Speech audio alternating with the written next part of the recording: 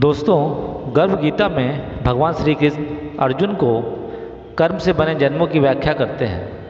वे बताते हैं कि कौन से कर्म करने से आत्मा किन जन्मों को पाती है। सभी को गर्भ गीता का अनुशीलन अवश्य करना चाहिए। साथ ही साथ ये मान्यता भी है कि जो गर्भवती महिला गर्भ गीता को सुनती है उसके गर्भ में पल रहे शिशु को अच्छे संस्कार ग्रहण होते हैं। इसलिए गर्भवती महिलाओं को गर्भ गीता को अवश्य सुनना या पढ़ना चाहिए। गर्भवती महिलाएं इसे जरूर सुनें, जिससे कि स्वयं का एवं गर्भ में पल रहे शिशु का बौद्धिक एवं मानसिक विकास उच्च स्तर का हो सके, ताकि वो जन्म लेकर इस दुनिया में स्वयं का एवं अपने माँ बाप का नाम रोशन कर सकें। गर्भ गीता कुछ इस प्रकार से है।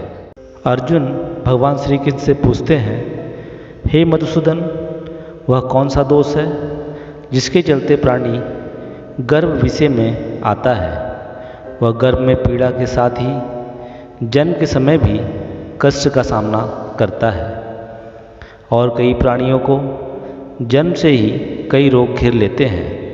ऐसा क्यों होता है? मनुष्य ऐसा क्या करे जिससे वह जन्म मृत्यु के बंधन से मुक्ति पा ले? भगवान श्री कृष्ण कहते हैं, हे अर्जुन, जो मनुष्य ईश्वरी भक्ति से विमुख होकर सांसारिक वस्तुओं के साथ प्रीत करता है, जो सांसारिक दौलत पाने की कामना करता है परंतु भगवान को भूल जाता है और दिन रात उसके मन की लालसा को पूरा करने के लिए विचार करता रहता है, जिसके कारण वह बार बार अनेक योनियों में पैदा होकर जन्म मरण और गर्भ के दुख को भोगता है। अर्जुन श्री कृष्ण से सवाल करते हैं, हे माधव, मन तो काम क्रोध मोह लोभ और अहंकार जैसे विकारों का निवास है। इनसे स्वयं को बचा पाना कैसे संभव है?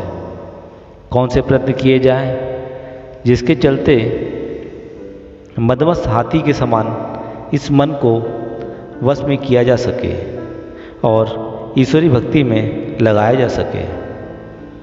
भगवान श्री कृष्ण उत्तर देते हैं, हे कौन्तेय, जिस प्रकार एक मदमस्त हाथी को वश में करने के लिए महावत अंकुश का प्रयोग करता है, ठीक उसी प्रकार मन को वश में करने के लिए ज्ञान रूपी अंकुश का प्रयोग करना चाहिए।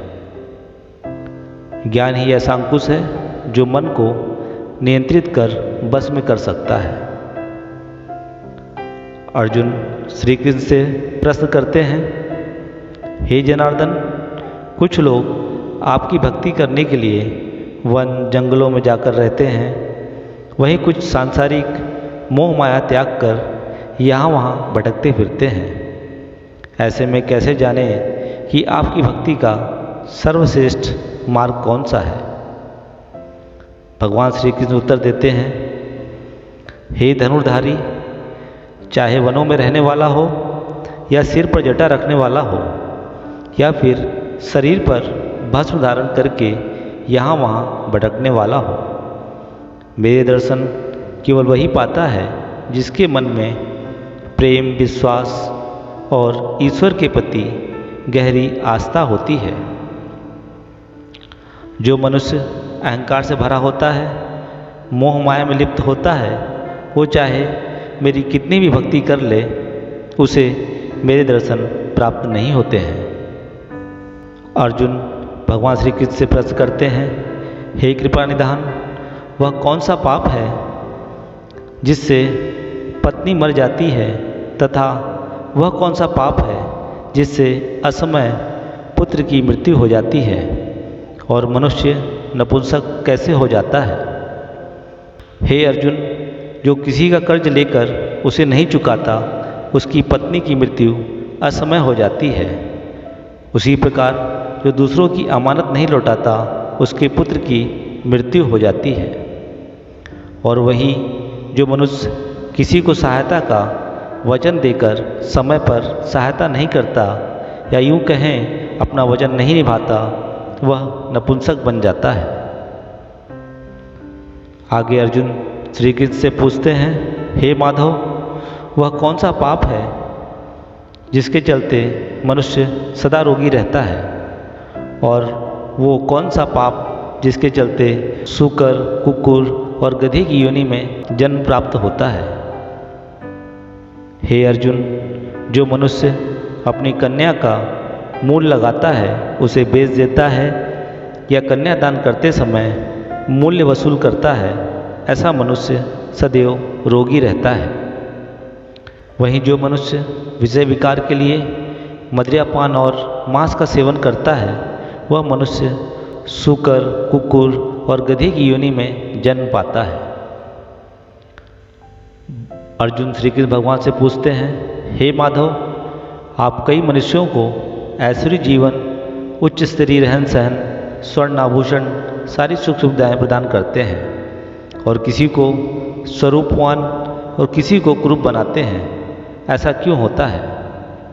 भगवान श्री कृष्ण उत्तर देते हैं, हे पार्थ, जो स्वर्ण का दान करते हैं उन्हें ऐश्वर्य जीवन की सुख सुविधाएं प्रदान करता हूँ। वहीं जो मनुष्य अन्न का दान करता है उन्हें स्वरूपवान, और जो संतों की सेवा करते हैं उन्हें ज्ञान और पुत्र प्रदान करता हूँ।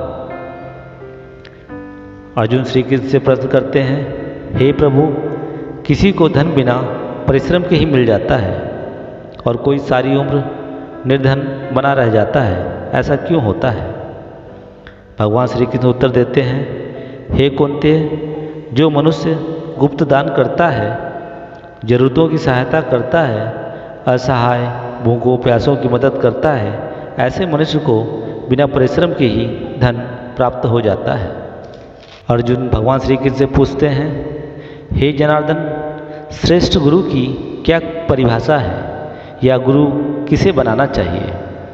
भगवान श्री कृष्ण उत्तर देते हैं, हे पार्थ, जो अपनी सभी इंद्रियों पर विजय पा लेता है, जिसे संसार और सांसारिक मोह माया का जरा भी लोभ नहीं रहता, और जिसके मन में सभी के प्रति उदारता रहती है, जो ईश्वरी भक्ति को ही अपना आखिरी विकल्प मानता है और सत्य को धारण करता है, वही श्रेष्ठ गुरु कहलाता है। हे अर्जुन, सारे संसार के गुरु जगन्नाथ है, विद्या का गुरु काशी है, चारों वर्णों का गुरु ब्राह्मण है, और ब्राह्मण का गुरु सन्यासी होता है। सन्यासी उसे कहते हैं जो सब कुछ त्याग कर मुझ में रम गया हो, वह ब्राह्मण जगत गुरु है। हे कुंती, गुरु दीक्षा के बिना प्राणी का उद्धार संभव नहीं है। हे अर्जुन, जो प्राणी इस संवाद को पढ़ेगा या सुनेगा, वह गर्भ के दुखों से बच जाएगा। इतना ही नहीं, वह नरक यातनाओं और जीवन मरण के झंझट से भी मुक्त हो जाएगा। यहाँ पर गर्भ गीता की इतिश्री माना गया है। दोस्तों, ये गर्भ गीता का संपूर्ण सार था, जिसे सभी गर्भवती महिलाओं को पढ़ना या सुनना चाहिए, ताकि उनके गर्भस्थ शिशु का मानसिक विकास उच्च स्तर का हो सके।